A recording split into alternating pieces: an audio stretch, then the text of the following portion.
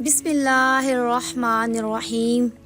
اللہ کے نام سے شروع جو نہایت مہربان رحمت والا ہے۔ السلام علیکم ورحمۃ اللہ وبرکاتہ۔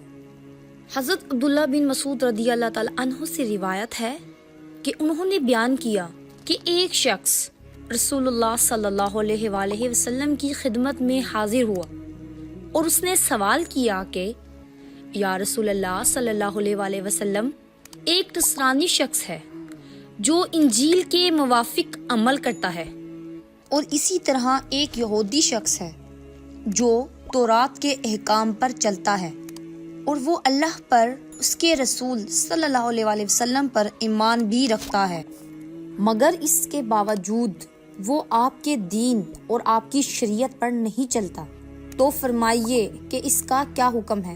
رسول اللہ صلی اللہ علیہ وآلہ وسلم نے فرمایا، جس یہودی یا نصرانی نے میری بات کو سن لیا، یعنی میری دعوت اس تک پہنچ گئی، اور اس کے بعد بھی اس نے میری پیروی اختیار نہیں کی، تو وہ دوزخ میں جانے والا ہے۔